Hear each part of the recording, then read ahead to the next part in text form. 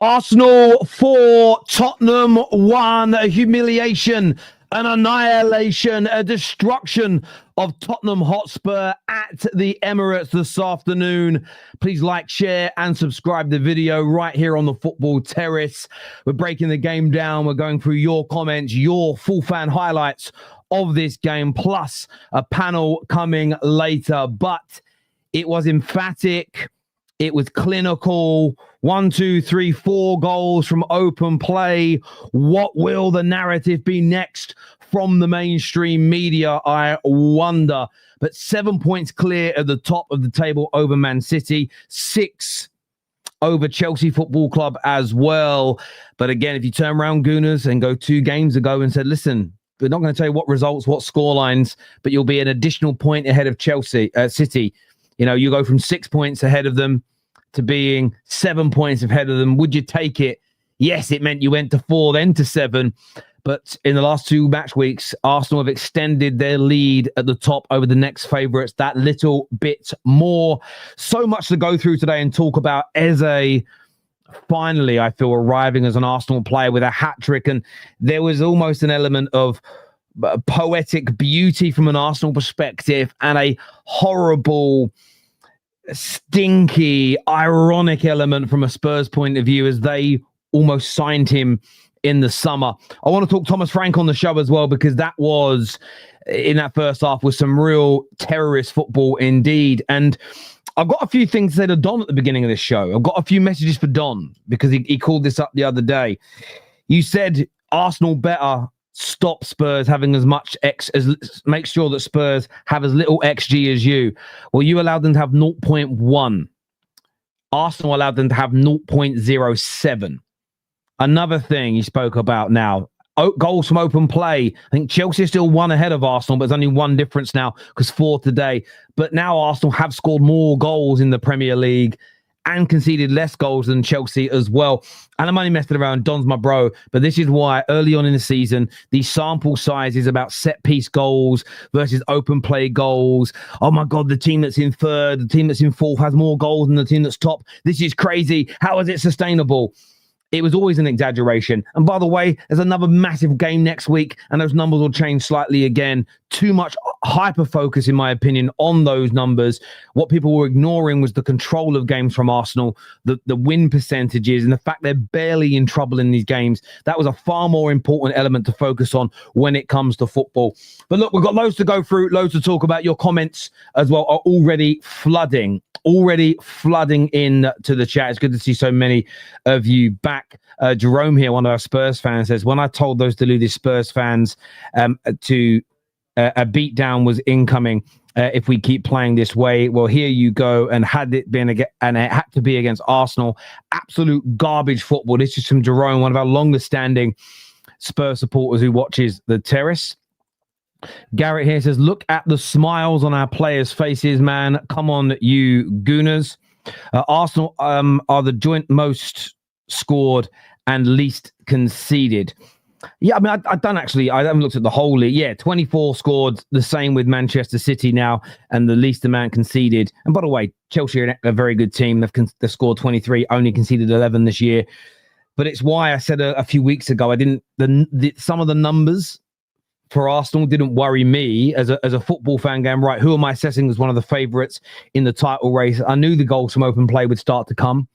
I knew that some of the, it's funny how a lot of new signings at Liverpool, new signings at Man United, which I advocate for, need time to settle. We all sit here and went, oh, look at Nico Gonzalez now settling in nearly a year into his time at Manchester City. Doku having his best season going into his 3rd year. Everybody's accepting of that. When it comes to Arsenal's players like Eze, it's a disgrace that he hasn't settled down and given us all those top performances yet. It was always going to come. It just feels like the standard's a little bit different, and I don't like it. I think it's horrible for the game to start pushing these narratives. The only downside is no clean sheet. What a goal it was. I mean, Zubimendi, I actually felt sorry for Zubimendi because I had him marked down all game as one of the top performers. It was a mistake, but overall, he was still brilliant. But it was a mistake. And then Richarlison scores the most outrageous of goals. But yeah, that's the only kind of smudge on the ledger, really. Today's game was quite Eze. Come on, you Gooners. C7 here. I'll let the Gooners respond to this. I'm not joining in, but it says, what do you think of Tottenham? You guys do your worst. If we beat Chelsea, which will be a 1-0, we will win the Prem. We'll beat Bayern 1-0 on Wednesday. Rice today was superb in the middle. Nice start from Hincapié. Come on, you Gooners. This here says an unbelievable story. He waited for his first North London derby all his life to be the first player to get a North London derby hat trick in the Prem era. Has no Arsenal player ever done that? That's amazing. I had no idea. That is crazy. Absolutely crazy. Someone should probably go check on Jamie O'Hara. Good God, Tottenham are wank is what Thief says here.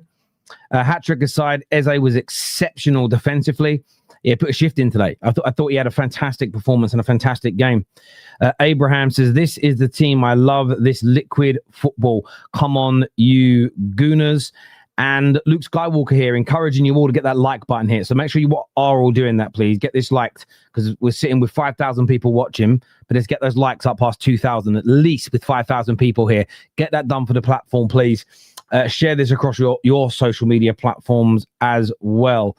Patrick here says, as impressive as Arsenal were, Spurs were seriously disappointing. It's okay in a derby and not even lay a glove on them is terrible. They set up to shut them out, and they were woeful. I agree, and we will be touching on that because I think Spurs' approach was very basic today. Spole here says, F off Tottenham. I'm a Gooner now. Eze really lives that chant. What a game from the beginning to the end. We dominated them. Foden's assist versus Serbia set Eze up for this. English media probably. I'm an Arsenal fan, but love me some barbecue chicken is what Kenny says here. If we miss Chelsea's goal record by 1 goal because of Richarlison, I'll be sick. Yeah, listen, look, things like goal records alongside winning league titles, I'd focus on that type of thing further down the road. I actually think one of the reasons that you became a bit nervous against Sunderland is because the build-up to the game was all about, can we go another game without conceding a shot on target? And it becomes almost bigger than the game. And you sometimes need to drop that and just focus on the game in itself. So if I was an Arsenal fan, I wouldn't be worrying about any of those records. I'd simply and honestly just be focusing on winning the football matches, getting the points, and trying to win, your first Premier League title in 21 years. That would be a much bigger and better, be a much better achievement than anything else. Then look at the records that come after that. But look, in terms of this game today, Arsenal were phenomenal. They little broed Tottenham in every single sense of the word. They bullied them. They trampled all over them. It was an annihilation. It was an annihilation and humiliation. You got the Eze Hattrick and masterclass performance, and we're going to go into that in some detail. I thought Saka today was brilliant, and I purposely made notes in the game for Saka today because I feel he gets a lot of disrespect, and the opening 3 goals certainly all stem from his play and his involvement out on that right-hand side. I know he made a mistake to concede. The only real positive note for Spurs was the goal from Richarlison, and Zubimendi made that mistake, but I thought Zubimendi and Rice today in the midfield were absolutely brilliant. Hincapié comes in for Gabriel Magalhaes, and look, there's going to be bigger tests. Bayern Munich's a bigger test. Chelsea at Stamford Bridge is a much bigger test. But in terms of getting that first game out the way, getting the win, brushing the cobwebs away from the draw with Sunderland, the 2-week international break, I thought he brilliantly stepping into that situation and position. Of course, no out-and-out striker today.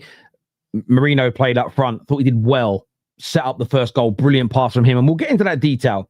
But I think one thing that's really important here was the mindset from Arsenal. I've sat on the Football Terrace. I've sat here making content for many years. I remember Arsenal. I remember making Arsenal content when Wenger was still here. That's how long it's been going on. I remember the early seasons under Mikel Arteta. I remember that campaign where you pushed for a top 4 position and ended up dropping out. And one thing that was a common theme in that time was regularly when Arsenal were presented with opportunity, when Arsenal had a chance to gain an advantage over someone competing for a top 4 position, they failed to take it. When, say you were fighting with Man United to make it into the top 4. Oh, United are drawn. We play next. We play at 5:30. We play on Sunday. Let's go and get the win. And you'd find a way to lose or draw it on such a regular basis. And yesterday, there was additional pressure put on by Chelsea winning. But with Man City, the team that in the whole international break, Sky Sports, TNT Sports, the BBC pushed and pushed. They're the team to beat, really. Pep, they've been there. They've done it before. They've worn the T-shirt. And a lot of the comments hold water. They lost an opportunity for Arsenal to reaffirm themselves with a gap. 2 wins and a draw gap now. 7 points. After that being reduced to 4 the previous game week. And Arsenal didn't allow any of that to phase them today. The fans of Arsenal should be immensely proud of that. And the reason why I bring it up is because for years, we've been making this content, and I spoke of Liverpool and City in that period, in the kind of Liverpool City era, the Klopp versus Pep era. At times, I called both of those sides the best teams in the world. And the reason why both of them got that praise from me, for what it's worth, is they regularly took advantage in games like today. When they were presented opportunities to extend leads or catch up with an opponent, they did it. In their pomp, in their title-winning campaigns, their Champions League winning campaigns, they always seem to find a way. And although Arsenal became a very good team in 2022, they've got one of the best squads currently in Europe. They're a step or so behind where those City and Liverpool teams got to. But it's through winning games like today, when you're presented with an opportunity to extend the lead over the next team that are considered favourites, when you've got to bounce back from a previous poor result, when you have adversity and your strikers are out, your captain's out, your best centre-back is out. You've got to now utilise the squad. Is that squad as strong as Arsenal think it is, as Arsenal fans believe it to be? And they stepped up today, so you should be immensely proud of that. In isolation to today's game, forget Bayern Munich for a moment, forget the Chelsea game for a moment. In isolation to today, be proud of that, enjoy it, and savour it. In terms of individuals, I'm starting with Eze because I've rated this man for a long time.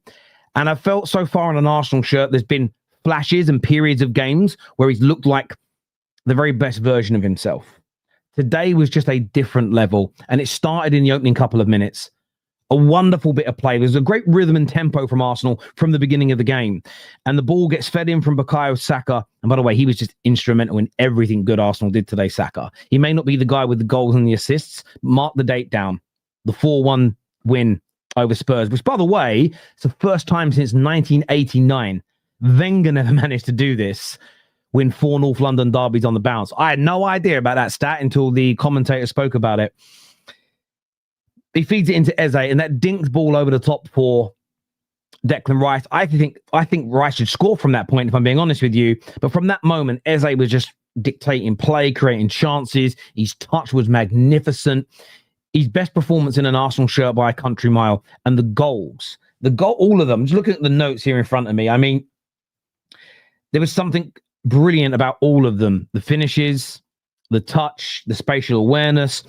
And there were times where it looked like he was about to be crowded out. But what he has the ability to do is manage the ball in those tight spaces, still able to get a shot off. And of course, the first goal, there is a slight deflection. Oh, his first goal, Arsenal's second. There is a slight deflection as the ball's being hit. Or was that his second goal? No, the deflection come from Trossard's goal. I'm being stupid. His goal didn't have a deflection. It was this one here, which a lot of people were talking about whether or not it was offside. No, there was a deflection on it. I ain't being stupid. It is. Maybe it wasn't a deflection. I'm getting confused now. There were so many goals today, so I apologize. But this is his first goal when he shot from this position. And again, it looked like he's going to be crowded out, puts it into the bottom corner. The goal goes in. The second goal for Eze, the third goal for Arsenal, I think was every bit as important. Again, Saka with the ball on the right-hand side.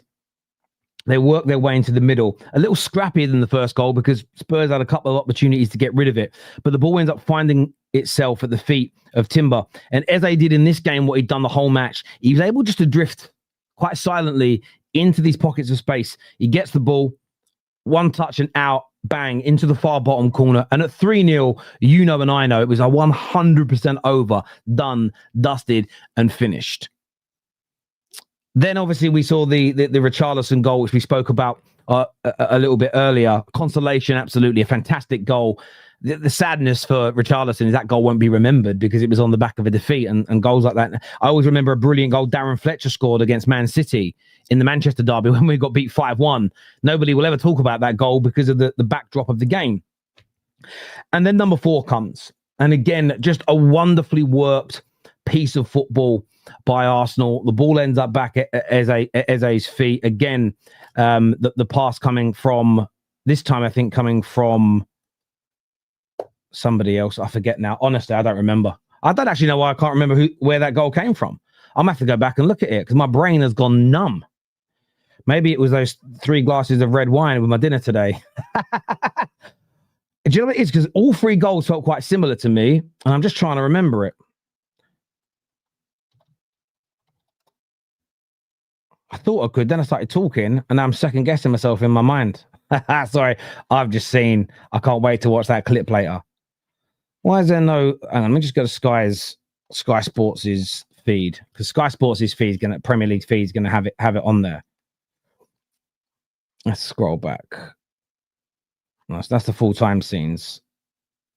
Yeah, that was it. Sorry, that came down the left-hand side. He gets the ball fed back across to him. I was remembering it right, and I was just completely second-guessing myself. Do you know what I was thinking about, though? Is the chance for number 4 that was saved. So the ball was down down on the left-hand side with Trossard, gets crossed in. Again, at this point, Spurs are opening up. Spurs are looking to try and attack and get back into the game. And he pulls it out of his feet, and he sends it into the near corner. But I felt like all of his goals were very similar today, picking up that space on the edge of the box. We saw him do that brilliantly for Crystal Palace. And there is insult to injury because he nearly joined Tottenham in the summer. I had a feeling he might do something today. I didn't think it would be a hat trick. I really didn't think it would be a hat trick. But I thought overall, he was just sublime. And to have 3 goals of such similar quality, such similar finishes in a game is amazing. I didn't realize, I'm only going by what people are writing on the Football Terrace right now, is that the first player, an Arsenal player to score a hat-trick in a North London derby. I almost can't believe that stat's true. I'm only going by the Superchats we've had and what people are saying. So well done to Eze. I already mentioned a few other players, but I wanted to shout out Bukayo Saka today as well, because I felt that, yes, this is the game, no GA, shock horror. But there was so much quality from him. That opening chance early in the game, he finds some space, he takes a man on, feeds that ball on the inside. There was a dangerous free kick they got that just went over. But how'd they get that free kick? It was an overhit cross that he plucks out the sky of his first touch, and supposedly he's got no technique. Draws a foul. Later, about 10 minutes later, takes on Mickey van der Ven. Bentancur has to drag him down. The first 3 goals all come from work he's doing on that right-hand side. He's being doubled up, tripled up upon. And this is the one thing that Arsenal didn't capitalize upon enough last season. And it wasn't Saka's fault. If he's being doubled up on, if he's being triple teamed, well, that means somebody else has got space. You saw Eze in that space today, because not everybody can be marked if Saka's being occupied in that way. And he did his job selflessly.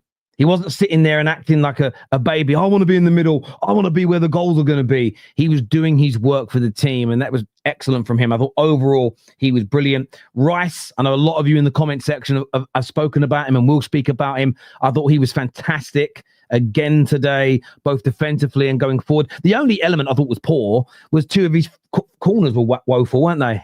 They hit the first man. He did have one that probably I haven't seen a replay, but Saliba probably should have scored from. Aside from that, Rice having another brilliant game. Timber again today, showing why most people think he's the best, if not in the top 2 right backs in the league. Calafiori, excellent. This every single Arsenal player today I thought just played very, very well indeed. But I think overall, and the most important element of this from an Arsenal point of view, it's bouncing back after that Sunderland defeat. It's the North London bragging rights, stick with you and stay with you. Eze coming alive and finding those goals when a lot of the questions were being asked. I heard Gary Neville say it before the game. Where are Arsenal's goals coming from today? And we've heard a lot all season about a lack of open play goals, too many goals from set pieces. What annoyed me about those conversations, it was from such small sample size. and it tells me you weren't watching Arsenal play. They were creating opportunities. They were having chances. They weren't always converting them. My personal belief is those goals would come. They now move into the top 6 in the league in terms of goals from open play. They're the joint highest goal scorers in the league, as an example. 4 goals from open play in one game. And we all told you this would come. And there'll be more in the next 4, 5, 6, 7 games, especially in this pan of games between this big gap between the November international breaks and March. It's when there's 2 games a week. It's when there's festive football. FA Cup starts. A lot of the middle teams and lower teams get their injuries as well as the big sides, but you start to test the squads, and it does sometimes become a little easier to win games in this period compared to those opening few weeks of the season. And there was far too much over-analysing, in my personal opinion, from the media. Forget the fans for a moment, from the media, and Arsenal kind of went some way to proving that today. But congratulations to Arsenal, commiserations to Tottenham. Eze, man of the match by a country mile today. And he'll be dining out for a long time on that one in North London. But please like the video, share, subscribe, and hype it up, please. And I can't wait to read your comments below. Let's go to some more of your super chats before my panel comes out today. No Spurs fans yet. I know Ethan's here, actually. I can see Ethan. We've got Ethan. I don't know where the rest of the Spurs fans have gone. Donna Burton. We are the Arsenal is what suspect. You know, I hate the fact they've removed everyone's usernames again, because I struggle to read as it is being dyslexic. But when they use everybody's ats, and it's like really, I know a lot of people can probably read that really easily, but words like that do my brain in. It's not your fault, by the way. It's YouTube's and my dyslexia. But if I do say your username wrong, please don't take it as a disrespect. But I can't read that well. Did Eze snicker at Spurs? Snigger, sorry. Snigger as in laugh. Yeah. I thought he did a little bit with the hand over his mouth. I'm not too sure what that was about, but maybe. He says, Frank was asking whether the set pieces will make the difference. He said yes, and we didn't even use our weapon today. That could be a big part of it, to be fair. That was the first North London derby hat-trick by a player. Oh, in 50 years. Right, okay, that makes a little bit more sense. I thought there's got to have been a hat-trick in it. There's no way. Spurs fans always say best away form. What about Arsenal's home form then? Well, me and Henry previewed this game, and I did get it wrong in the end. I think my preview, I said that Arsenal would win 3-1. I'm a little gutted that ended up not quite happening, because I got quite a few scores right on mine and Henry's prediction this week. But yes, Spurs' away form has been good, but you've got to look at partly who they played. And then you've also got to factor in Arsenal's home form. Yeah, and I went with 3-0 actually, so I was a little bit of a way off, but that's gutting. I went 2-1 Everton though. Aston Villa, sorry. And I went 2-1. I actually got 4 correct scores this weekend, and most of my results right. I'm going to smash him on that bet. Easy. Spurs fans always, sorry, we've done that one here. Eze is pure class, and he is definitely a difference maker. Yeah, he was today, Jerome. Fair play to you for saying that as a Spurs fan. 7 out of our last 8 goals have been scored in the Prem are open play. Not sustainable, in my opinion. Ask Don, who has scored more goals in the league now. But that's also why I thought the narrative was correct. It's exactly what I said at the time when it was all coming up. It was actually 5 games into the season. I'm thinking, they're going to pick up those goals. And all it takes is 2 or 3 games where they score a few, and their numbers won't be far off everybody else. It was such a crazy bit of overanalyzing. Was the 4th open play? Was that 4 open play goals? Yes, it was. Spurs' heaviest defeat this season. Arsenal's biggest this season. Wow. Who is Eze? Don unintentionally got the prediction for this game right. Thinking he was doing something. Thinking he was doing something. Joint most goals scored in the now 4 open play goals. Yeah, Don sort of predicted it very sarcastically, like, yeah, well, they better score 3 or 4. They better do this. They better do that. They better get a lower XG against and everything else, thinking that they wouldn't. Stinker! Arsenal not rattled by Richarlison. It's because you guys have grown. The one thing you sort of notice, you become such a far more grown-up team, a more mature team. You're just not being triggered by those things. It was infuriating to wait 2 weeks to bounce back. Hate the international break when we need a response from a setback. Listen, I know that feeling. That feeling is horrible, and you just want to get straight back into it. But it's one of the reasons I said to many Arsenal fans in the build up to this game, I didn't understand the panic. I didn't understand the frustration. I didn't understand the what if You are going to be in this title race, in my opinion, till the very end. No matter how close Chelsea and City and Liverpool push you, you're going to be there or thereabouts. There will be setbacks. There is just no need to throw baby out with the bathwater. You are a very, very good team. There is no doubt. The chickens got roasted. Come on, you gooners, is what Cleo Girl says here. Well, it all worked out, is what Aiden says to us here. Who's Eze Hattrick hero? What a performance. This year from Albert, he says, I love how the hiccups just don't last. We are winning the league. That depth is deep. Come on, you gooners. Terry, what was Spurs' XG today? 0.03 maybe. No, it was 0.07. 0.07 was the extra. Cool, that's on FootMob. Maybe other websites are going to have it different, but I'm using FootMob's. The reason I use that is because that's the one I took Chelsea and Spurs is from, so I've got to use the same website, right? Yeah, 0.07. 3 shots, 2 on target in the game. But you did score a goal. You did score a goal today. I will say also that I wanted to touch on Tottenham because I'm a big fan of Thomas Frank and I like him. And I said at the beginning of the season, I think it makes Spurs a hard team to beat. And I think in a lot of Tottenham's games, they have been a hard team to beat. What I will say is his tactics today, the same as against Chelsea, were horrendous. It's okay to be compact and hard to beat, but you've got to have an outlet. You've got to try and land a punch. You've got to try and land. They tried doing this today. That was their defense and attack. You're just going to take a beating. At some point, you were going to take a beating. Chelsea should have bashed them. Man United should have beaten them. Arsenal did bash them. And as soon in the second half, yes, 2 more goals were conceded. Started the second half asleep. Poor. But you were more of a threat. It led to, there was a bit of pressing suddenly. That led to a goal. You had some other, there was a 10-minute spell after Richarlison's goal where Arsenal looked a little bit nervy. You could hear it in the crowd, a few balls being put out of play. But if you're not going to throw a punch, I mean this, you could punch as hard as Deontay Wilder or Mike Tyson in their pomp. But if I get in the ring with Mike Tyson and for 12 rounds, Mike Tyson doesn't throw a single punch back, there's a chance I beat him.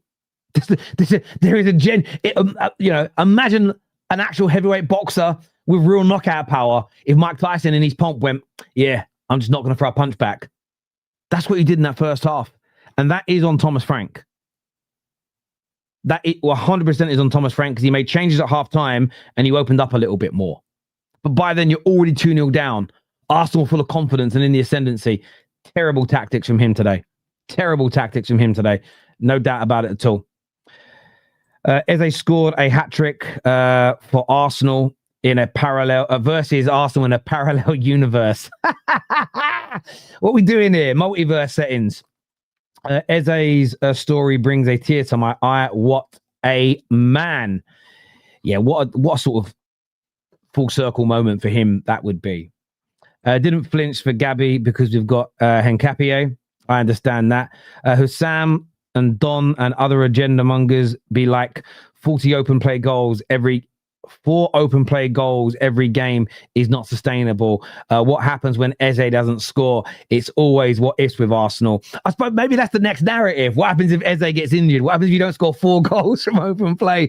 I did tweet that. Like, I wonder what the next media narrative will be. I think all you're gonna have to face now, Arsenal fans, is you haven't won it since 2004. Therefore, I'm not going to believe you can do it until you do it. They'll ignore how you're playing, defensive records, goals being scored, how consistent in the league you've been in the last few years. That'll all be ignored. And things that happened under Wenger teams and teams with Unai Emery will be used against this side. Yeah, you're the favourites. You're the favourites to win it from this point. There's no doubt. One call from Mikel Arteta. He said, "Wow, fuck off Tottenham. I'm a gooner now." Is that a song? I reckon it's a song. I don't know. Come on, you gooners. Elite performance on a very key day with City and Liverpool losses. Your secret team hit hard today, Terry. I mean, look, I get a lot of it. Listen, it's mainly by my trolls, people that do weird things, like send me death threats and weird stuff. But, I'm on loan at Arsenal. I hope they stop Liverpool and City winning the league because my club can't. or won't. Hi, Terry from Canada. Man United has a chance for 5th. Listen, we have a chance to go 4th tomorrow. I'm not going to speak too much on United tonight, but I'm really excited about the game tomorrow. I think we'll beat Everton. Different story the week later when we've got to play Palace. I'm not even thinking about that too much now, but we've got a chance to go 4th, and I'd be very, very happy with that on the backdrop of everything. You asked what narrative is coming. We celebrated winning 4-1 over a rival, but it's only Spurs. Credits will not be given. Yeah, that's a good shout, to be fair. Don's rattle prediction came true. 4 goals and 0.07 XG. Do you know what maybe Don did? Do you know what Don might have done? In his kind of anger and sarcasm, maybe the truth came out.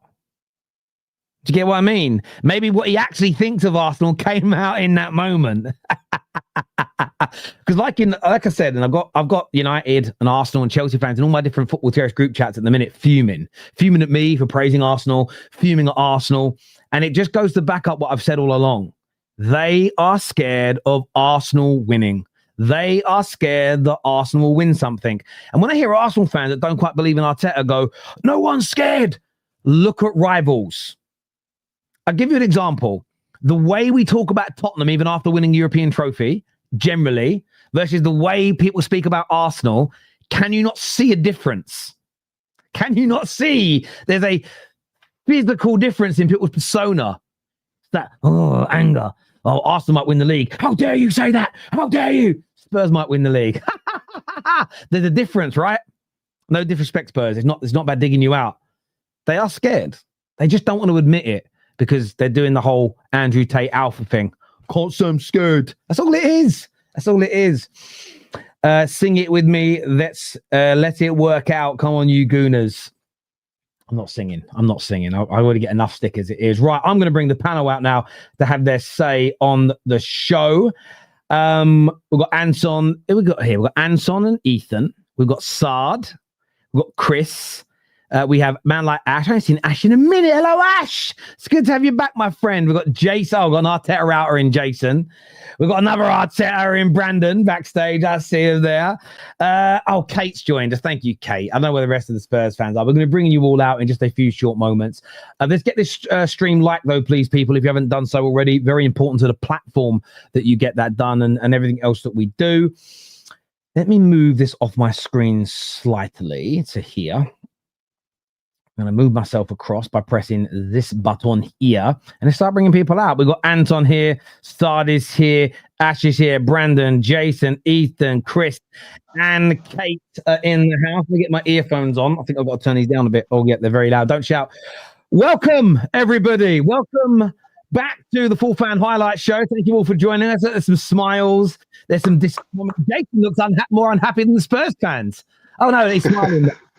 Jason, are you faking that smile, my old mate? Are you faking that smile, my old China? What are you doing? You don't have any mates? No, I'm happy. I'm buzzing, man. Of course, man. Beat the Spurs. I bet you are. I'm going to go to Anton first. Anton, massive win. Huge win today, scoreline-wise, 4-0. Eze's hat-trick, a bounce back after the Sunderland defeat, and you extend your lead over Manchester City. Talk to me, brother. Hold on. I just got to get my my coffee from off of the top of the Arsenal. Rival fans, Arsenal haters, Arteta outers. I hope you enjoyed the last couple weeks because the rest of the season for you is going to be painful. Sorry, your worst nightmare is now coming. This Arsenal team, did you see the Arsenal team today? Eberechi Eze, Eze who? Thomas Frank? Eat that. This Arsenal team is special. This is a team that is making the Premier League look easy. And for all you guys who are trying to say the last couple of weeks, you guys all had your fun. I saw Chelsea fans online yesterday thinking it was their year to win the league. I'm sorry to disappoint you guys because we're about business this season. And for all those saying, oh, Manchester City, they're the more experienced. Well, they look very experienced in being consistent yesterday. And Liverpool looked really experienced in being consistently bad. This Arsenal team is no joke. And if anybody out there wants to tell me that anybody other than Arsenal are the favorites for the Premier League, you are out of your mind. You are holding on and you are clutching to straws. Eberechi Eze today, amazing. And I've been trying to allude to this for a long time, which is this Arsenal team has got so many levels to go. Eze hasn't even played his best yet. You had Gyökeres and Odegaard out. Noni Madueke only came off the bench today. Martinelli, I don't even believe, came off the bench today. We had Gabriel, of course. Everyone thought the world was ending because Gabriel was injured. Piero Hincapié stepped in today, was absolutely magnificent. We didn't skip a beat. I was not joking when I said this Arsenal team is the best team in Europe. And I stick to that. And I think look out for it on Wednesday when we play Bayern, because that is going to be massive. I hear that, Anton. On today's game, why was it you were able, in your opinion, to dominate Spurs so much? What was it tactically that you did, that Arteta set up to get the better of Spurs, who were very compact, lots of men behind the ball? What is it specifically you felt enabled you to batter them this way today? Look, to be honest, the opening parts of the game were slightly frustrating for me because I didn't feel like we had a foothold really opening to the game. And I have to give credit to Thomas Frank. I think that his tactics, at least at the start of the game, were good. But what you saw today, and this is what happened. This is a team with Tottenham that has a lot of pride. And the minute that we broke them down, scored one, then scored two, they had to come out. They swapped. They brought Javi Simmons on at halftime. And then that's what happens when you don't sit low block against Arsenal for 90 minutes. That was the killers that we have in this team. We were able to get behind you. We were making it look easy today. And I mean, you ask about tactics. I would just say that it's literally just the overall quality of this team. This team finally gelling after 12 weeks. And yeah, again, as I mentioned, no Gyökeres today, no Odegaard today.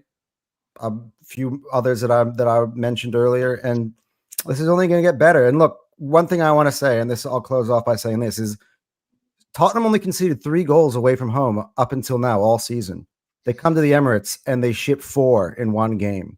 Let that sink in for everybody. And look, Terry, with all due respect to you, you said that Arsenal are marginal favorites. 7-point gap right now. I actually don't see anybody else other than us in this title conversation at this point. Anton, look, listen, viewers, let us know what you think. Let us know what you feel in relation to that. Saad, from your point of view, when you look at today's game, I want to ask you about Eze especially because he nearly joined Tottenham in the summer. He's had a bit of, critics recently, but he was special today. First of all, fuck Tottenham. Tottenham is shit. Yeah, Tottenham get bad everywhere they fucking go, and they got battered today. Yeah, they got battered today. Yeah, these men got put to the sword. Yeah, big up to Eberechi Eze. Yeah, because he nearly joined these guys, and he needed a helpline, bro. He was belling the line every single time. Was like, bro, Mikel, come on, man. Is there one more chance? One more chance for you to just drop the bag?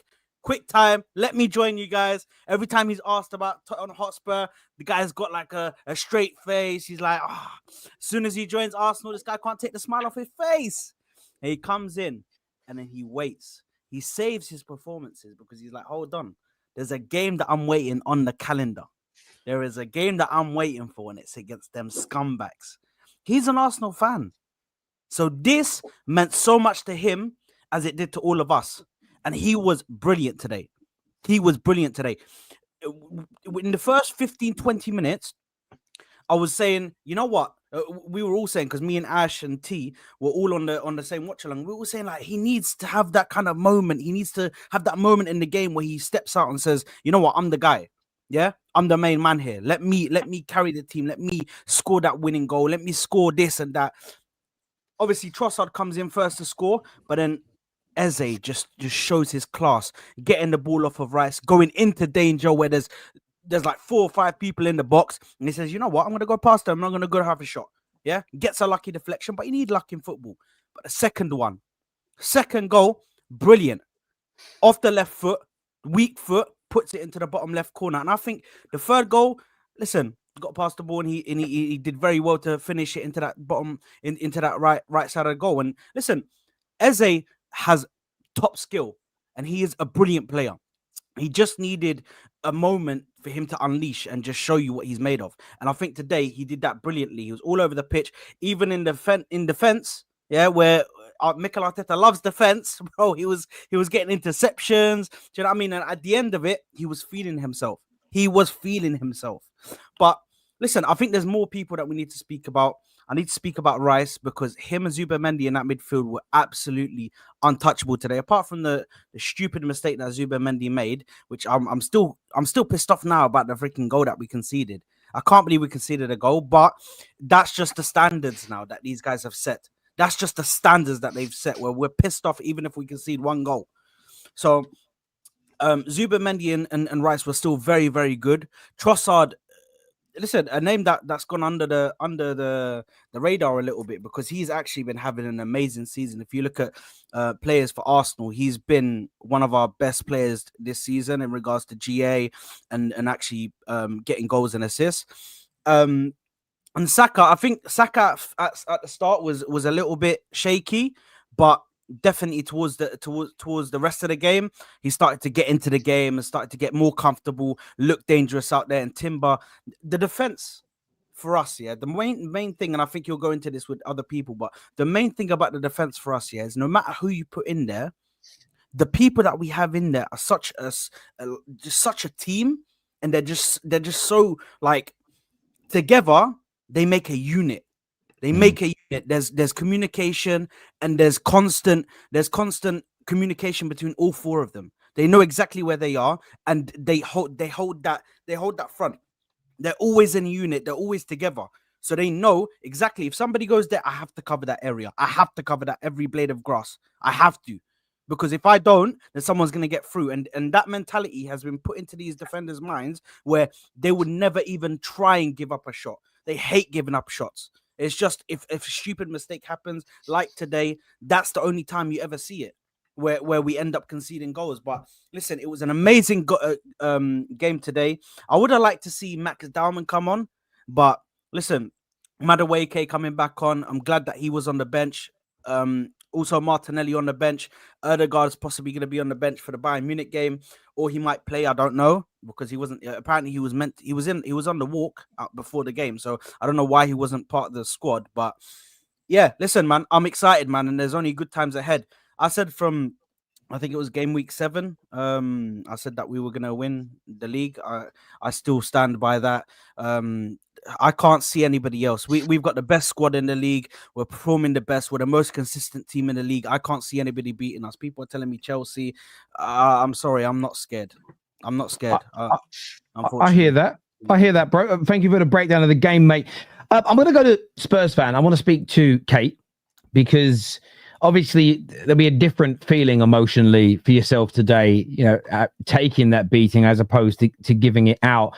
There's a lot of stick I'm reading online from Tottenham fans towards the approach from Thomas Frank today. This sort of sitting behind the ball, no outlet in the first half, not laying a punch. What did you make of that approach? And do you concur that that's just not the way you want to see Tottenham play? Look, if it works, then we'd be sitting here saying Thomas Frank was masterclass, but it didn't work. And the thing was, we never looked like we were ever going to score. We never looked dangerous. We couldn't get forward. We were just relying on us grabbing the ball and getting a counter-attack or set piece. So I didn't like the lineup. I didn't like the setup. But Arsenal fans are gassing about beating us. And yeah, as poor as we were, Arsenal were really good today. There's no doubt about it. They've got the strongest squad. They've got the best depth. But this is a team that have been 6 years in the making with £1 billion spent. We've had a few months with Thomas Frank and finished 17th last year. We got so you can look up to heaven as much as you like, Brandon, but you all come on in last year slagging us off because we're 17th saying we're shit. But now all of a sudden it's this massive feat to beat Spurs.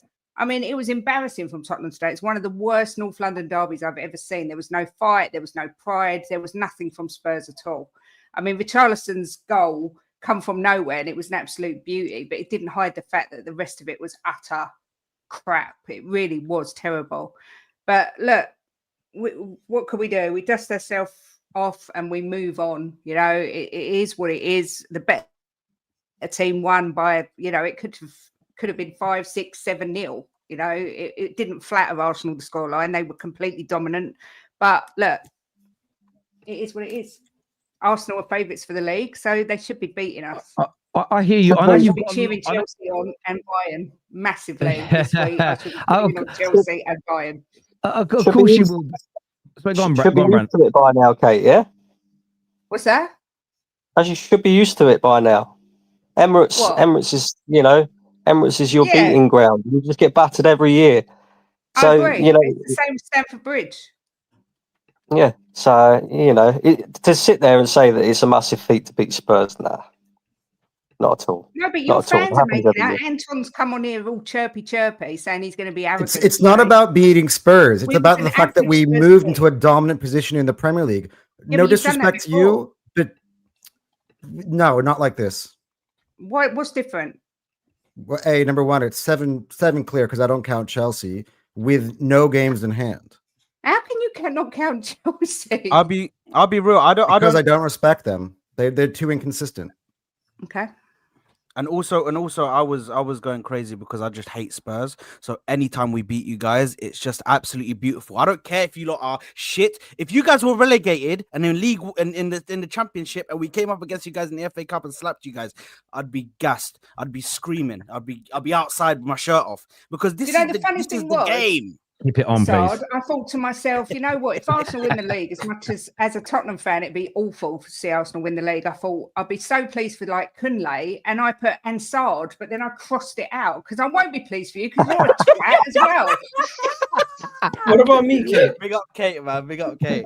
Kate just said, "Fuck you, Egal." Yeah, All I Egal gotta and say Anton, 100%. I will not be pleased for either fair of play you to at you, all. Kate. Fair play to you, Kate, because we're the rest of the Tottenham fans.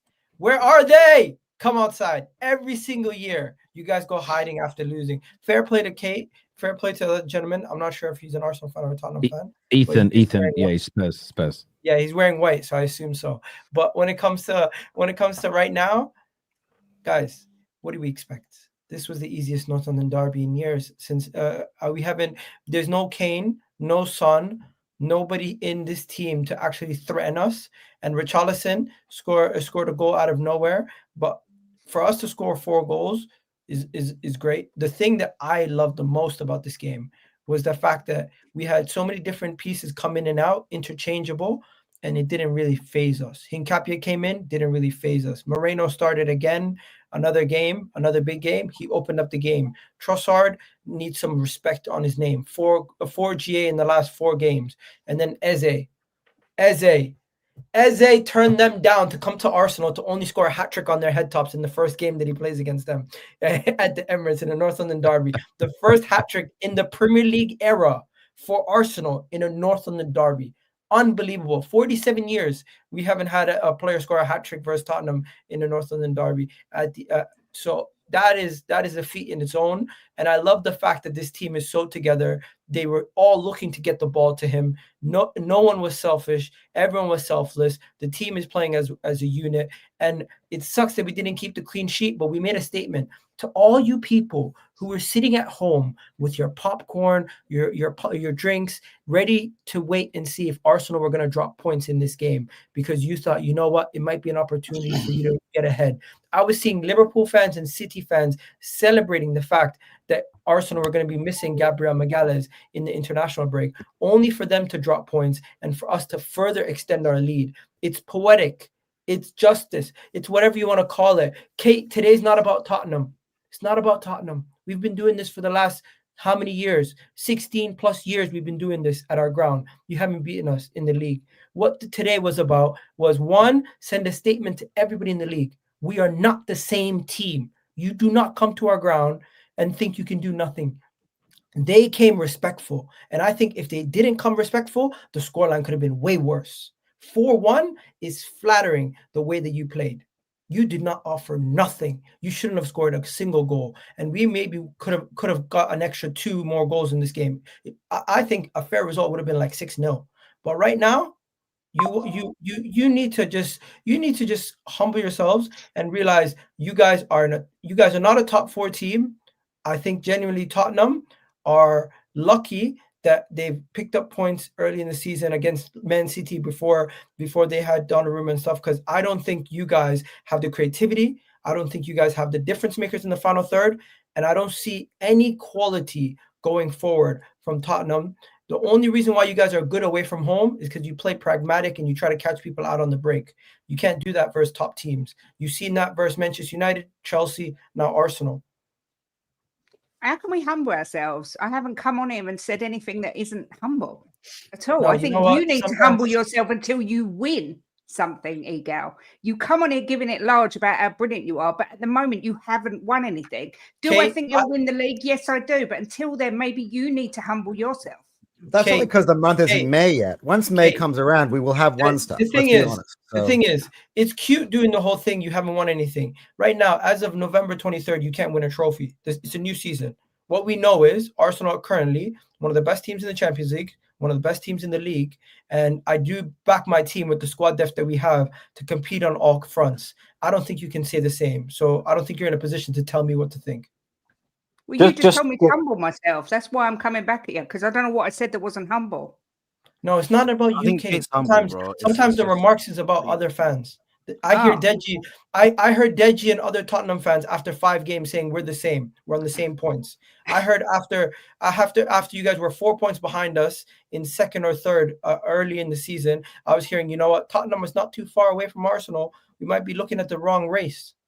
Now, even this game, bro, these man were saying, look at our away record. Do you know what I mean? Our away record is a bit mad. Don't let us catch you. Then you look at that away record, you realize it's kind of fraudulent. Outside of Manchester City, they're supposed to beat the rest of the teams. So you need to put context behind some of these things. But Kate didn't say nothing. Long story short, Arsenal is the superior Humble yourself, Kate. Humble yourself, Kate. Yeah, humble yourself. Arsenal is a superior team to every team in this goddamn league, and nobody's going to touch us unless we have a catastrophic fall off. Oh, please let you fuck up. Please. But my question is, Kate, where would that fuck up come from? Where, like, tell me what would have to happen I'm just asking God for to make it happen. I don't know where it comes from. Just for fans like you and Egal, let it happen on all things sacred. Please let it happen. You know something? Take away rivalry. As a football fan, you watched Arsenal play today. Didn't that teach you something? Yeah, it taught me that Eze is far too good. That's why he's gone to you. But it didn't teach me nothing else. What about Trossard? Arsenal played far better than that today. We were terrible. We put up 0 fight at all. Ethan, from a Spurs perspective, how frustrated were you that you didn't, even though you played, nothing wrong with trying to absorb, but there was no outlet. There was no way you were going to attack. There was no way of threading the ball through the lines. I mean, how frustrated were you with Thomas Frank's approach to it today, Ethan? Oh, yeah. I'm really, really frustrated from the off. I think Gary Neville summed it up. We showed that we focused too much on, yes, Arsenal are a great team, and we've got to be respectful when we're defending them, or else they will score 6. But like, we focused way too heavily on the fact that we needed to play 5 back and then had no outlet.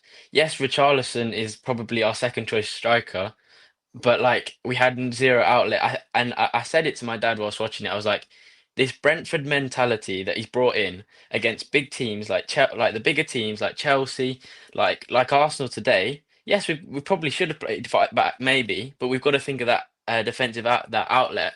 Like when he was at Brentford, he had that 5 back, and then he had Wissa and he had Mbeumo, where he could play these counter-attacking football. At Spurs at the minute, we have so many injuries in attack. Well, a few injuries in attack, which are crucial, like Kulusevski, like Solanke, like Maddison, to name a few. But like, he really, really frustrated the Spurs fans today in the way that he played, in the way that we set out. And then the damage was done second half. Yes, he brought Xavi on, then they score another. But like, if we set out, maybe play 5 back for the first 10, 15 minutes, settle us into the game, but then switch it up, switch it up into like how we started off the second half. Yes, we conceded, but like, we can all agree second half we had a little bit more of the ball.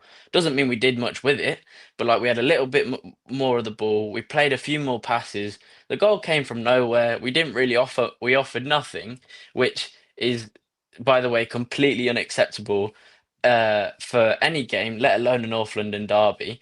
So for me, it's completely unacceptable and just a ridiculous way to lose a North London derby. But I'll be honest, we all saw it coming. Most of us saw it coming.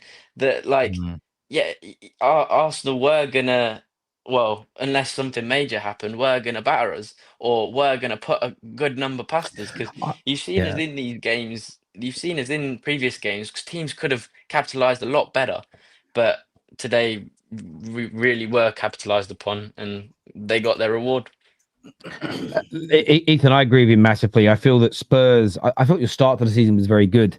The last 4 or 5 games, though, I feel that you've gone too negative without an outlet, as you say, that there's nowhere for you guys there's nowhere for you to go. There's no way to, kudos a few times, pick the ball up. And it was almost, well, if he can dribble past 2 or 3 players, you might make it. You were taking those free kicks from inside your own half and going long. And I'm not going to plagiarize Gary Neville, so I'll just say it was Gary Neville that said it, and he was right. But you're knocking the ball long against one of the best set piece teams in the world, who have got giants at the back. If David and Goliath thought again, and David went, I know what I'll do. I'm going to have a fist fight this time. He's going to get snapped in half. You've got to try something different. You've got to try and go with a different approach. And I thought you were too predictable, too basic today. And Thomas Frank's better than that. And I've seen him make you play better. The way you played against PSG Super Cup. You had an outlet, you defended, and you had an outlet. You were brave in your counterattacks. Against Chelsea, I felt for large parts against Man United, and we're not at Chelsea and Arsenal's level, in my opinion. And then today, those 3 games, it was just no imagination, no confidence to attack. It was frustrating. I am a neutral, even though you're both rivals of mine in the top 6 element. I was watching it and I was shouting at my screen, going, "What are you doing?" It was weird. It was weird to me. It was weird. There was one team in it today, and like it's hard for me as a Spurs fan to sit here and expect and like not be surprised that we had 0.07 xg. It's ridiculous. It's absolutely shocking to me. I don't know how. I mean, something's obviously got to change, but like, I think as a Spurs fan, we're all waiting for Dominic Solanke to come back. I'll be honest. Richarlison, yes, maybe he holds the ball up a little bit, but he doesn't really offer much else. He had a great finish today, but he can't lead the line, in my opinion, week in, week out. Yeah, Richarlison's one of those players, and he does it. He'll have like a moment in a few games. You go, oh, I don't know if you Spurs fans do this. There's United players have done it within the last decade, where they're bad. Then they have a good game or 2, or they score a good goal, and you go, I hope this is the catalyst that sends him to the next level. But it never happens. He never. I'm sure Arsenal fans remember what it was like with Lacazette and players like that, where they do something good, you go, oh, maybe now we'll get a consistent quality player. It's just not going to happen with Richarlison. He's just never going to be that guy. He takes his shirt off, and then all hell breaks loose. Like, we concede another one, or we lose a game. It's like, keep your shirt on, mate. Learn from your mistakes. But I hear you. I hear you, Ethan. As they make fun of him, he was like, yeah. I did chuckle at that, to be fair. Jason, I want to come to you because I know you've got a shoot in the moment, Jason, but I know you're someone that's been hypercritical in the past, and that's fair, okay? But I wanted to ask you something about today's game. Try and keep it on to today's game if we can. You've still got a number of injuries. Gabriel out, Odegaard out, your strikers are all out.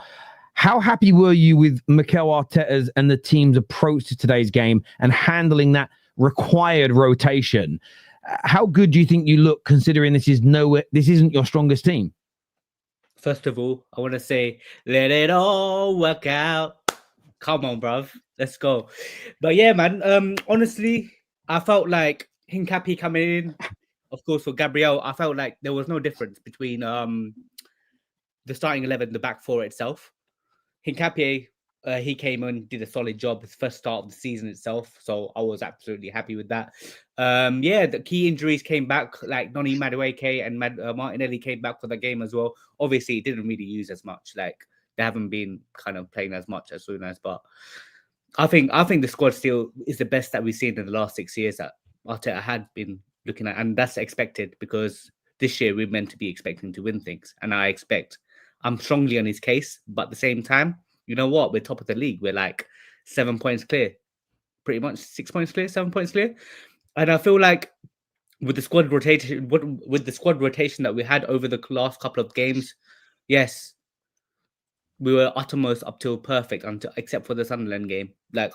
Except for the Sunderland game, we were absolutely perfect. And I like the way Arteta actually kind of rotated his squad here and there, XYZ. But at the same time, I do have to have a little bit of criticism down there, a little bit, because I am a perfectionist here and there. But maybe we can actually kind of take off players like in the 60th minute, 56th minute, ideally to give that rest here and there. There is a lot of injuries here and there that has been going on often, which I don't like. I don't know, maybe because of the high intensity of training here and there. That kind of a little bit worrying because every game has been at least one player been injured, either Gyökeres or Madueke injury or XYZ rotating. But yeah, man, we're getting most of our players back. That's the most important thing, and it's a key period of the season as well, Christmas period, where we have like literally 3 games a week, literally even including Carabao Cup, and that's the most important thing. And Arteta, he needs to kind of improve on his game management a little bit more. But overall, he has been doing well in terms of taking players, rotating players off. It's just the substitutions that is coming off late. That's what kind of worries me because Saka, he needs to get a little bit of cotton wool as well, just in case. Declan Rice, obviously, he's been overplayed as well. He needs to be wrapped in cotton wool as well. But other than that, you know what? He did a fantastic job this season. Overplayed. Like I feel like, to be honest, man, he played pretty much every other game. To be honest, Declan Rice. Come on, that's what happens. You're at your club and at City and at Liverpool and at all the top clubs across Europe. The best players, the core, play pretty much every game. When they were fit, John Terry played every game. Lampard pretty much played every game. Drogba played every game. If you go back to your invincible team, I guarantee there's 3 or 4 who played nearly every single proper Champions League game and proper league game. That's normal. But then again, I don't want to see the drop off in it, just in case he gets injured. I'm not seeing Norgard in that midfield, man. I'm not gonna lie. I don't want to see Norgard in that midfield. So I'm just saying, unless you don't want to see him, but you don't want to see him in the midfield. But then you want him rotated for him. I mean, when we're like 4-0 up or something, 3-0 up, why not? I get the panic, but as a general rule, if you just go and look at every top team that you've ever known in the last 20 years and look at go look at how many games Xavi and Iniesta started. Go and look how many games Michael Carrick skulls in their pomp. You know, Roy Keane especially. Unless they're sent off, there might be occasional League Cup. I get right. You got an easy League Cup game, an easy FA Cup game. Put him on the bench. The last couple of Champions League games on the bench. Declan Rice should be starting by and large every single Premier League game you play. Has to. I hear that, but then again, I just feel like when we're like 3-0 up, 4-0 up or something, we just take him off a little bit. You know, it's one of those things. Obviously, he's the first thing in the team sheet. But yeah, I hear that. Going into the game anyway. Going into the game, I'm just saying, I've seen Tottenham fans here saying Christian Romero over Gabriel, man. You man need to relax, man. I can't lie. You man need to relax. That's what I'm saying because you know what? Just like Van der Ven in the starting 11. I'm just like, bro, you just got put in a spliff, man. But Eze, I'm just saying. That's all I'm saying. But yeah, overall, dominant display. That's what I want to see this whole season. And with Arteta, I want to make this clear. I want to make it really clear. Yes, I mean Arteta's back. Yes, I want him to win every game this season. Anyway, I've been wanting him out ever since he came in. But at the same time, this guy needs to win something. Unless and so far he's doing a good job at the moment. I hear that, Jace. Right, before I move on from you, I went and looked. So in the Champions League this season, you played 4 games. He started on the bench in one of them, Declan Rice. And he came off in the last game when you were 3-0 up. He came off with 10-15 minutes to go. In the Premier League, he's been subbed off 3 times and started one of the games on the bench. I think, and in the EFL Cup, he's been on the bench and he's come on for the last 10 minutes of those games.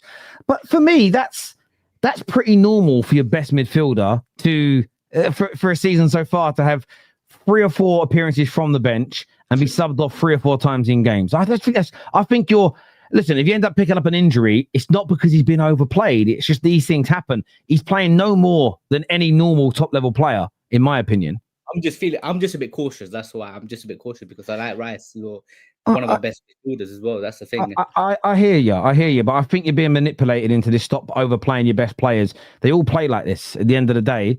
That all the top players play like it, you know. Even like this week, you see Caicedo not start for Chelsea. It's only because he got back very, very late from Brazil. That's the only reason. Had he got back a day earlier, he starts the game, and he'll start nearly all of their games. Now they're in the Champions League. Ash, what you saying, brother? Cheers, Jason. Yeah. I mean, this was an incredible performance. I think we have been showing our squad depth, why we have the best squad depth in the league, and I think one of the best in Europe, if not the best. We've used the players really well. We've rotated players quite well. I hear what Jason is saying about the Rice part, because I am worried. I think he's the only player in our team where if he's out, we don't have a single player who can come in and do even 90%, even 70% of what he does. So I hear that part, but I do agree with you. I think the best players do start every single game. We saw it with Liverpool last season. But yeah, an amazing performance. Obviously, just blemished with that stupid Zubimendi mistake, but outside that, I think we were in complete control. I have no idea what Spurs were.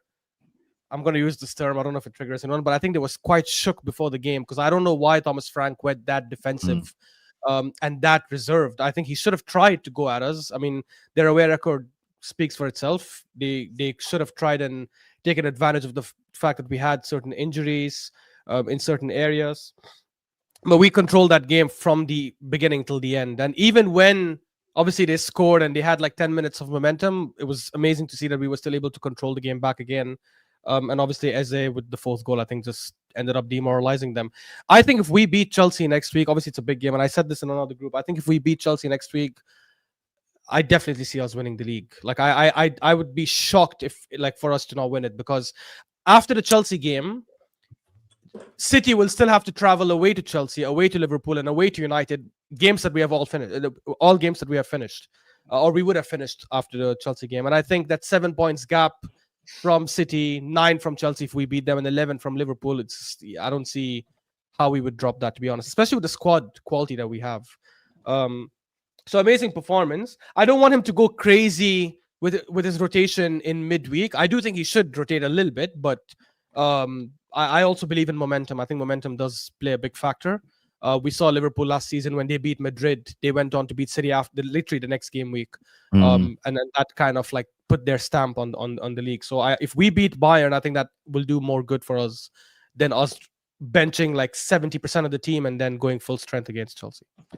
Yeah, I hear you. And on today's performance, because sometimes these shows kind of get sidetracked a little bit from the actual performance, I do agree with you. Spurs had their issues, there's no doubt. But Arsenal, I don't know if you felt this today watching Arsenal, you can just see the sort of the maturity of the group. Not panicking when it was hard to break them down. I like reading the group chats, and I like reading the TL during games. It gives you a feel. When it's boring football, I hate this. This is crap. This is horrible. And I get that from a spectator entertainment point of view. But I watch Arsenal now, and you rarely panic. There didn't seem to be panic creeping in. You didn't start overplaying the ball. You just kept on playing, and it was a case of, we know at some point there's going to be an opening, and we'll feed the ball into it. And it maybe took 25 minutes after your first opening, but there it was, bang, and this time you capitalized. And I think that level of composure, it's just something that doesn't really get the discussion time it requires, but you just look so composed, which is why when people bring up bottling things in the past and everything else, I think it holds there's a place for that discussion. But if you actually watch Arsenal play and you take your sort of rival glasses off, I do feel this is an Arsenal team that's gone to another level this year. So it's funny thing you say that, Terry, because that was the argument I had in the group when I said I think we'll win the league if we beat Chelsea next week. Because the rebuttal from one of the members was from Dennis, big up Dennis, who said, yeah, but you've bottled it before. And then I was talking about, if you look at previous champions and metrics of success and how they've performed up until this point and the squad quality of certain teams. And his rebuttal to me was, you're using history there for your advantage, but you're refusing your history of bottling the league. And I'm like, Us bottling is not a logical metric that I can use to judge how we're playing this season. It's not the same factors. Players are a lot more experienced. The manager himself is a lot more experienced. They have been competing for the last couple of years. Saying, oh, Arsenal are not going to win the league because we've bottled it before is a very emotional response. It doesn't actually contribute. But if I say, I think we'll win it, because if you look at the metrics, if you look at where Liverpool were last season, they were at a similar stage and they ended up winning it. If you look at the squad quality, teams that have the best squad and are leading by this kind of stage usually end up winning it because there's a factor to it. It's not the same like 3 seasons ago, because 3 seasons ago when we were 5 points clear of City, everyone knew City still had a better team. City were a better team. We were just performing really well and City were underperforming. So it wasn't crazy to say City are going to catch up to you. I don't think it's crazy for me to say I think we'll win the league if we beat Chelsea next week, because I think we are better than City. City have been very inconsistent all season. Obviously, Liverpool seem like they're out of it. And no offense to Chelsea, I just don't think they're at a level that can trouble us from here till the end of the season. That is very fair. We are going to go to some super chats soon, people. We haven't forgot about them, so just stay with us. We will be putting them up. Obviously, I'm going to speak to Chris and Elijah and Brandon. But Bran, what did you make of your performance today? Obviously, a lot of plaudits online. A lot of people going in on Tottenham, saying maybe they made it a little easy for you. How impressed were you with Arteta and your team's application today? Yeah, it was light work, Tel. Absolute light work. That was probably the easiest game that we've had all season. Forget North London derbies and all. That was the easiest game we've had all season. And a lot of that, of course, was to do with Tottenham. I think they set up in a way that, I mean, I've said it before here on the terrace, pussies. Do you know what I mean? Like, they didn't want it today. They didn't want it at all today. You could see that from minute one. They was getting Vicario taking free kicks from the halfway line, lumping balls into the box. Like, I couldn't believe what I was watching from them. But of course, you know, you get the generic stuff all throughout the week. Oh, Gabriel's out injured. Arsenal ain't going to score any set pieces now. No, but we'll give you 4 open play goals. Hold that. Yeah, hold that. Right, about we can't score open play goals. No, I've got to admit, Tel, I've been impressed all season so far. I think Arteta's got it pretty much spot on. Of course, it started from the summer transfer window. It's clear to see now that we have just squad depth is just beyond ridiculous. I mean, when you look at the players that we've got to come in, Hincapié today slotted straight in for Gabriel. That was the one position where everybody would sort of been having their eyes on it, thinking, you know, Gabriel's a big miss for Arsenal. Can Hincapié step in? And it was just like, it was just seamless, really. You know, I know Tottenham didn't really offer anything going forward, and it'll be interesting to see how Hincapié copes in that role, you know, when teams do apply the pressure a little bit more to us. But it was seamless, you know. Everybody's going to shout out Eze today, of course, hat-trick. But I think there's one player that doesn't get discussed enough at Arsenal, and he was really impressive today. Again, Urian Timber. I'm sorry, right? A lot of people say Reece James is better than him. For me, Urian Timber is the best right back in Europe. He's the best right back in Europe, and he played a huge part in us scoring that opening goal. You know, the amount of times we was looking, we're bringing the ball out wide. Maybe just we need that person to come into the middle to make that extra man to create the space to move Spurs around a little bit, and he did that perfectly for that first goal. Created the space. Do you know, for a defender, for a guy who's a defender, the technical ability that this guy has on the ball, the way he can just drift past players, the little bit is a skill and the drop of the shoulder, it's unreal, really, to think that he's a defender and not a midfielder or a wide player or a forward. So, yeah, really impressed with him. Trossard's been brilliant all season. I think he should get a lot more plaudits than what he does as well. Mikel Merino, yeah, what a ball for that first goal. What a ball for that first goal. The weight of pass for that first goal was unbelievable. Unbelievable. And yeah, Tel, we're a different team this season, right? And I've been a massive critic of Arteta, as you all know. We are a different team this season. I look at Arsenal that competed for the league title a couple of seasons ago. We didn't compete for the league title last season. Let's just have it right. But the season before that and the season before that, of course, we did. Now, when you look at them 2 seasons, I think a William Saliba injury cost us in the first season. You look at who we had to bring in then, it was Rob Holding. You know, look at the quality difference that we had to come in to the team then. Then the second season of us competing for the league, it went to the last day of the season. And in my opinion, Arteta made the mistake in bringing in Zinchenko, right, when he didn't necessarily need to. But I look at the quality of players that we have at our disposal now. Arteta almost sort of can't make a mistake because whoever he brings in is of the level where, you know, they're still good enough to come into this team and slot in seamlessly. Madueke came on today. You know, he was running teams ragged. You got players like Max Stallman who can run players ragged. Ethan Wanyeri, if he's needed to come in, he can step in and he can do that creative role. We've got Odegaard to come back. We know Havertz, for all the people that don't rate him that highly, he can do the hold-up play. He will score goals. Merino's scoring goals in that position. Gyökeres eventually will start to, you know, really bang goals as well. I just look at this squad, look at the depth, I look at all the other teams around us as well, and what they're doing. I will be really, really disappointed if Arsenal do not win this league this season. And the other thing that I wanted to pick up on is it's Tottenham. Of course, we want to beat Tottenham, North London derby and that.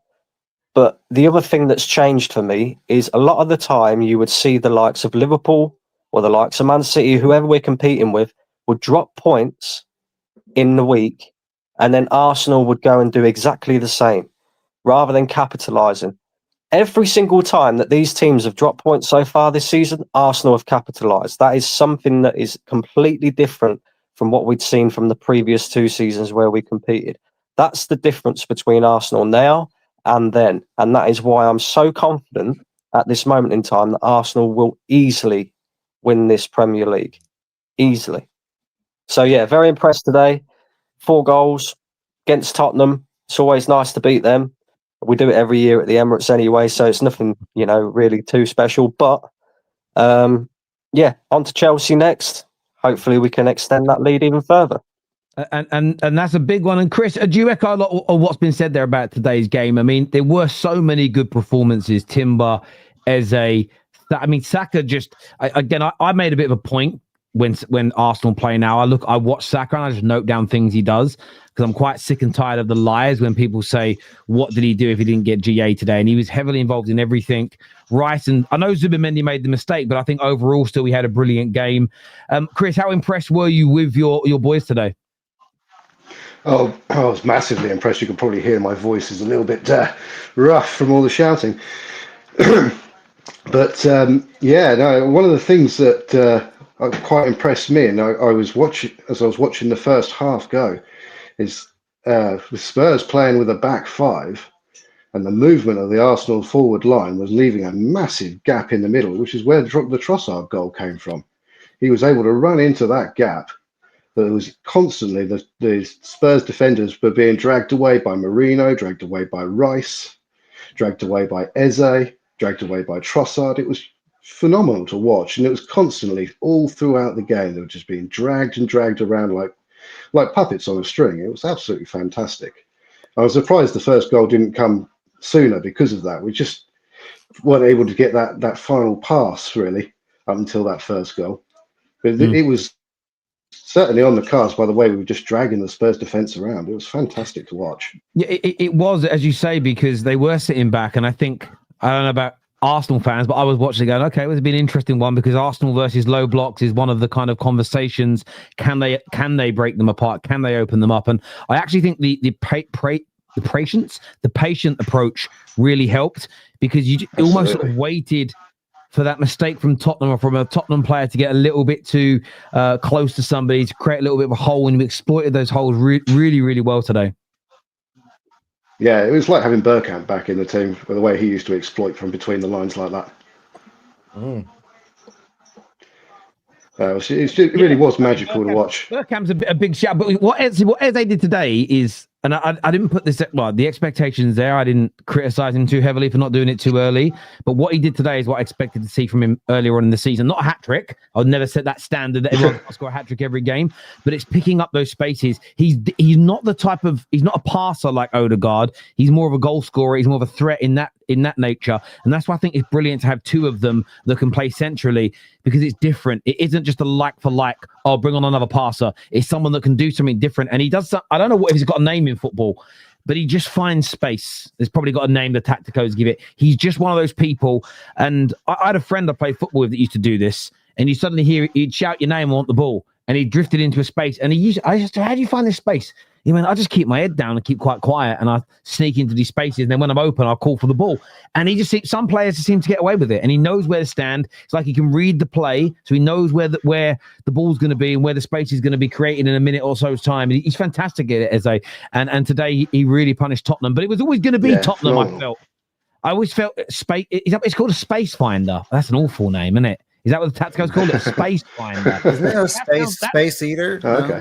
Space eater? Oh, God, that sounds... See, one of them sounds like a shit sci-fi film. The other one sounds like a shit sci-fi porn. You know, space eater. No, we can't be doing that. We can't be doing that. Chris, thank you very much indeed. I'm going to go to Elijah in a minute. I want to jump to some of these super chats because they might bring up some of these points here. This here from RK says that league wrapped up in December. Now on to the Champions League, FA Cup and League quadruple. Not one team has beaten us is beating us now to the end of the season. We are just too good. Fans actually doubted Mikel. Have some shame. Okay, that is a big claim, my friend. You know, not even I'm brave enough to go that far. Not even bloody Anton that mental. Do you know what I mean? Like, I would say karma. Easiest North London derby ever. Good officiating from Olivia. I actually did think refereeing today was pretty good. I think overall it was. I actually liked how he let some things go in the game, which was nice. I will say this though, when people say it's easy, Arsenal always win. So it's the first time since 1989. Me and Kate were both children back then, since Arsenal have won 4 on the bounce. And I know that includes, I know they win most of them at the Emirates, but it just goes to show that even with the dominance Arsenal have had in the last 25, 30, 40 years compared to Spurs, they've not beaten them 4 times on the bounce, which is also why Spurs doing it to Man United once in 4 times in a season hurts really, really deeply. Still, if you ask expressions, it's not, because apparently the Hong Kong one counted. So I love X, man. I one of my things. Literally, when I finish here, I've got a bit of work ahead of tomorrow, and then I'm sitting down, and it's like watch along central for me. I'm going to watch the stuff. Can't wait. Arsenal are not favourites yet. Let's see how they do away to the best team in the league next week. Chelsea must. Elijah, how are you? Look at this super chat. How are you feeling about playing Arsenal next week? Because there are some Chelsea fans, for instance, Don, who I think's quite confident. You know, better. You know, how are you feeling playing this team next week at the Bridge, brother? Oh, it's going to be. That game is going to be a big one, Terry. I can't lie to you, because Arsenal this season have been the best. They really have been the best. Now, what I will say is that Chelsea are not like Spurs, because Spurs today, played a back 3, which causes Arsenal to be more dominant and have more possession and more chances in this game, because Arsenal were brilliant today. You know, Zubimendi, apart from the mistake that he made with Charlison's goal, he looked good. David Dwyer, in the first half, did nothing, Terry, absolutely nothing. In the second half, he did look a bit shaky, because there was one time he made a distribution and went straight back to Kudus. So, but other than that, Dwyer had nothing to do. But listen, Eze was brilliant today, scored a hat-trick, could have scored another goal. And I have to say this, Spurs fans, I feel like Vicario made this result fair, because if it weren't for him tonight, Terry, it could have been 7 or 8 goals, because he made some big saves. The likes of Declan Rice in the 3rd minute, Eze as well. Saka could have scored as well. Like, if it weren't for Curry, it could have been 8. But for the second goal, he could have done better. But in terms of Arsenal, they're really good. You know, Merino, I mean, what a ball that is for the first goal.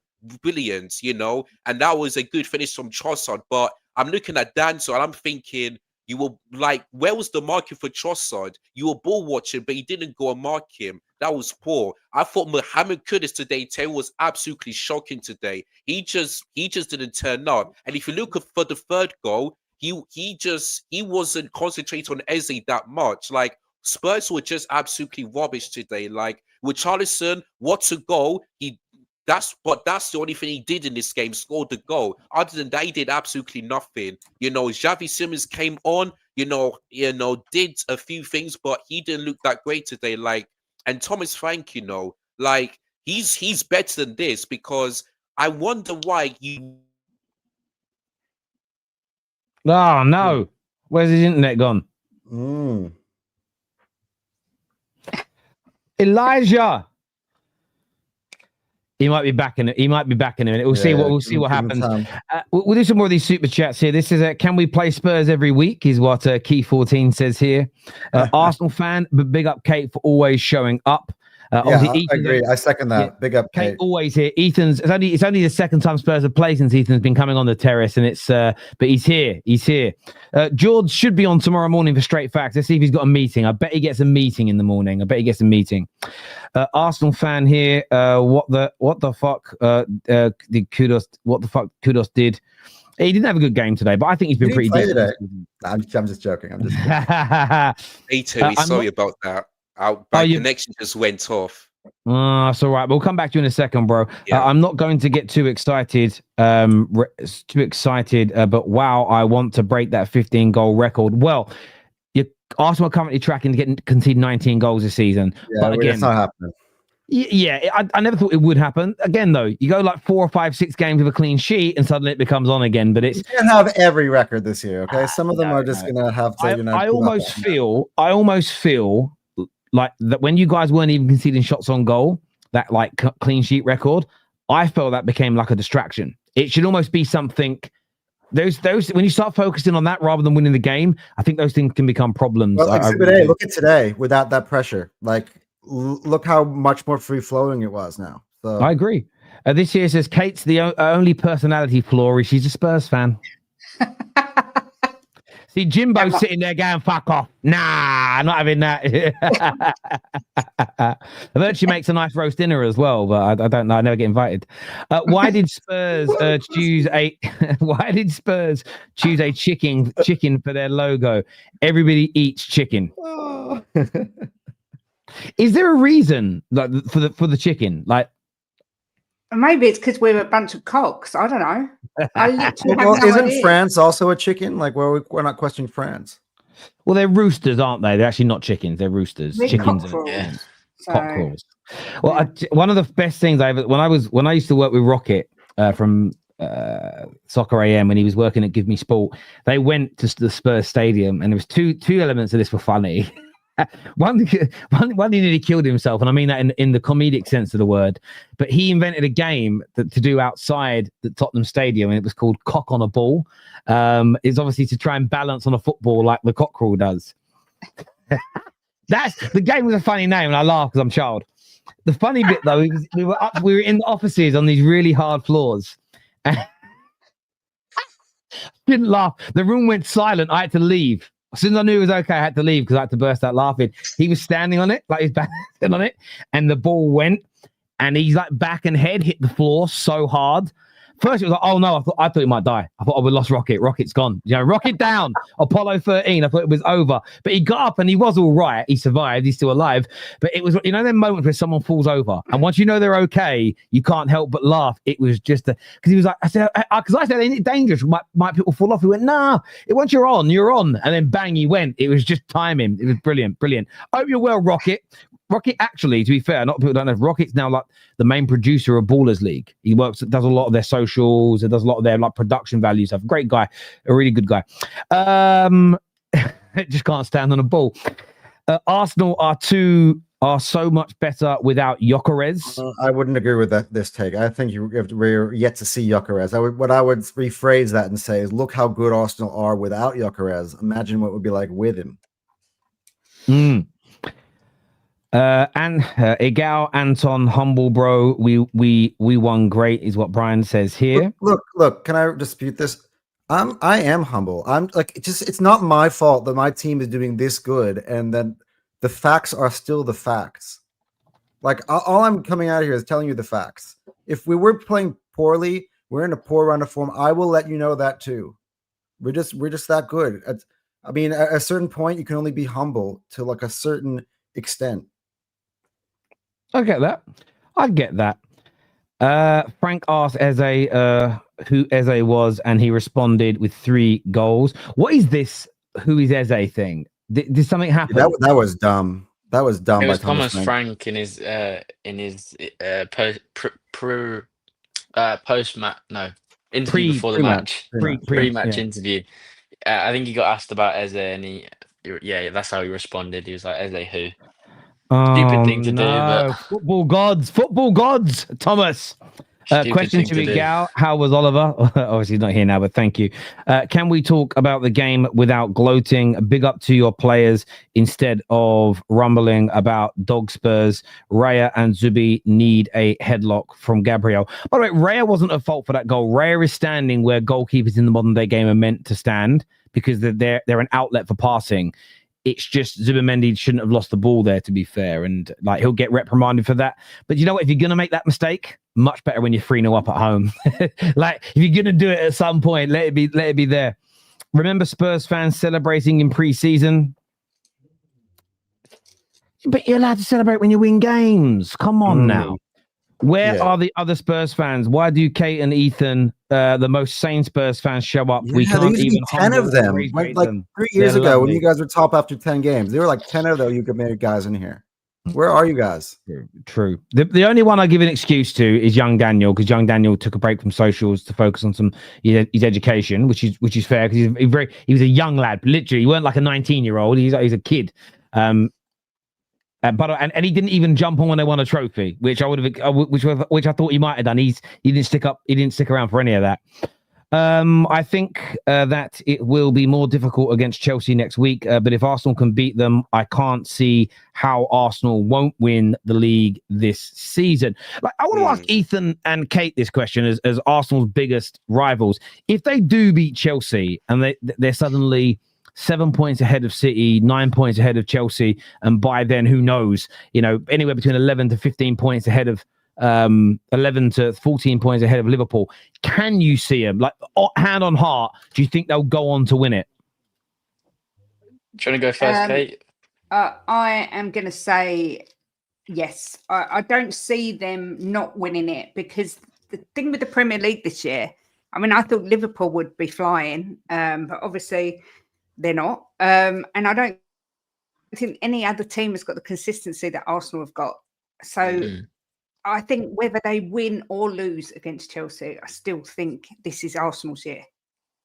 So I think it's too early to get too gassed. And if I was an Arsenal fan, thank God I'm not. But if I was, I wouldn't be getting too excited just yet, because it does karma, football gods, does come to bite you on the that's why I wouldn't do it, right? I listen, each to their own in life. The reason I get nervy when people do it is I always feel it's that the pride comes before the fall. In my life, whenever I thought I remember once I thought I got this deal in the bank, and it would have been one of the best things anyone's ever did. And I didn't glow, but I remember going home on a Friday night, I cracked up in a bottle because it was all promised. I remember turning up to work Monday morning, my boss gave me this look, and I knew, I was like, oh no, the clients changed their minds. And like, I don't like to get ahead of myself. That's just me individually. You know what, I don't mind doing it for other people's teams because it ain't my club.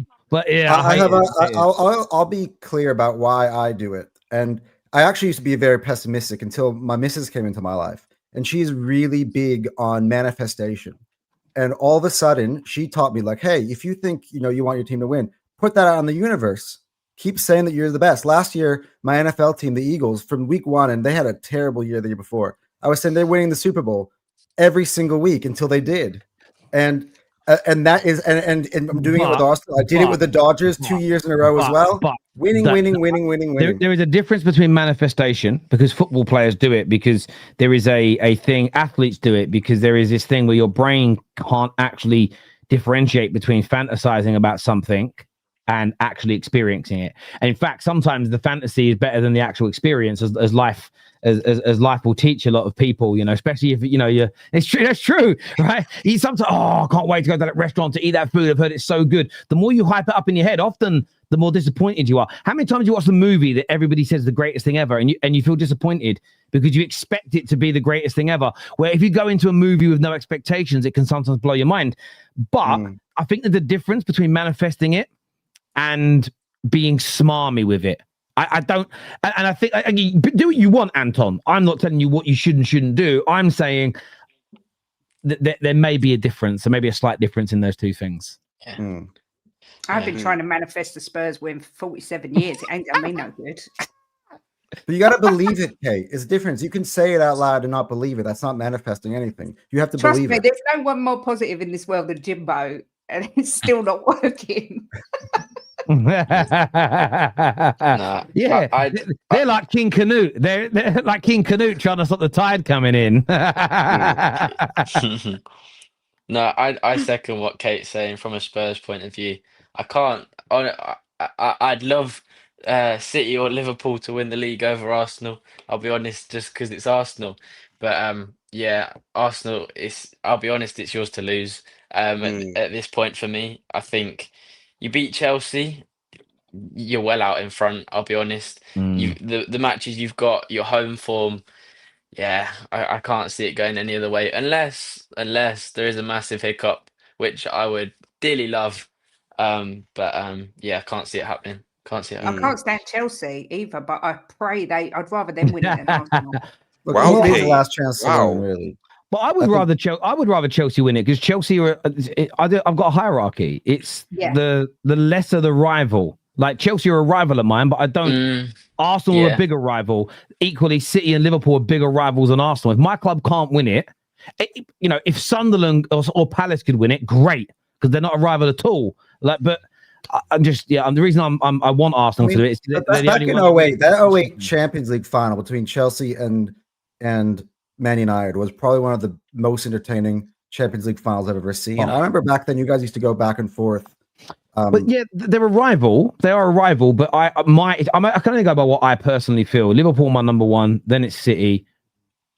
Then it's hard. Like Leeds are there, but because they've been so small for so long, it kind of because it's a local thing. And I'm someone that believes when you support a football club, you should adopt the local traditions of rivalry, not how I feel online or.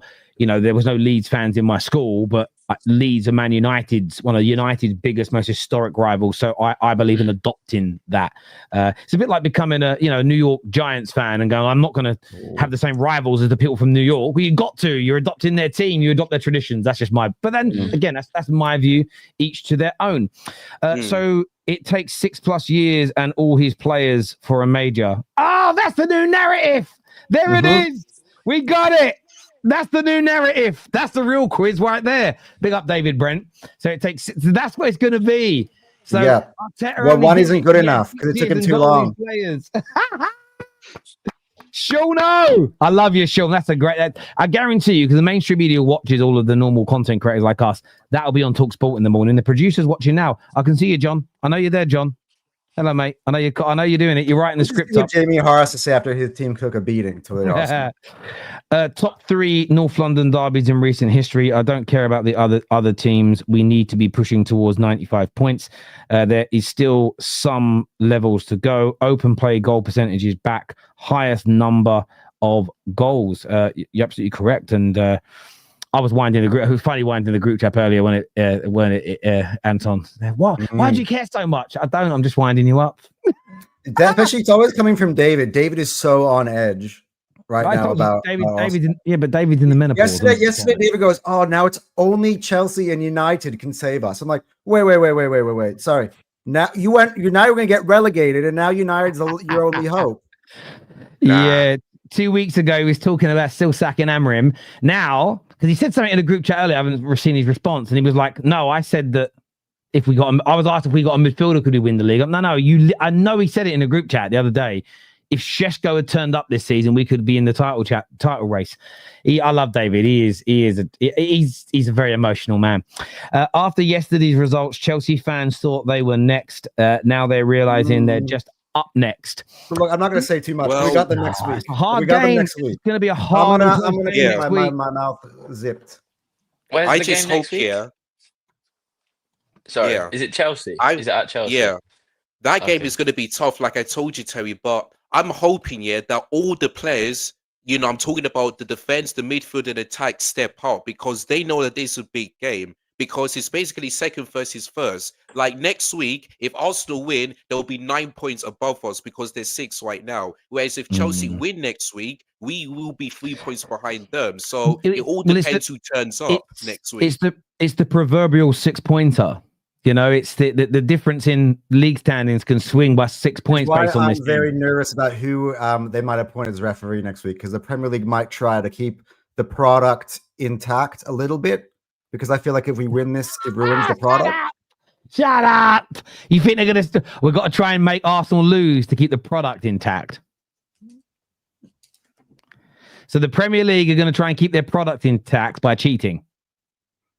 I don't know. Come on. What are you manifesting? What are you manifesting over there, Anton? Look, I want to thank every single person who's tuned in, everyone who's watched the show, every super chat, everyone who's liked. It's always a pleasure. It was horrible, the international break, but what a weekend of football we've been served. Chelsea winning their game, Liverpool and City losing, Spurs beating Arsenal. Of course, we're live tomorrow night after Man United take on Everton. Hopefully, we can go fourth in the table. Honestly, I might get a nosebleed being that high up. It's been such a long time. I'm just not acclimatized to it anymore. So we'll be live for that. We've got straight facts in the morning as well. We've got six-sided tomorrow. Very much looking forward to that. Why is someone typing my children's name into the chat? Ooh, that's on a real one. If you want to move like that, DM me. We can arrange to meet, and then we'll have a chat then. All right, just chill out a little bit, people. All right. Until next time. Oh, I know why. I know. I've just seen what the person's also said. Just leave my children's name out of it, please. If you want to have a little chat, honestly, DM me. We can meet face to face and have a conversation. Just not kids. Anything else? Not the kids. Weird that you do the kids thing as well. Do you know what I'm saying? So there we go. Listen, until next time, people, take care. Goodbye. God bless. This is redirecting you, by the way, to, I forgot to mention that this is going to redirect you somewhere. So go and watch it. You're going to go to MHF. So go and support my brothers over there, please. Until next time, take care. Goodbye. God bless. And we'll see you soon. Peace.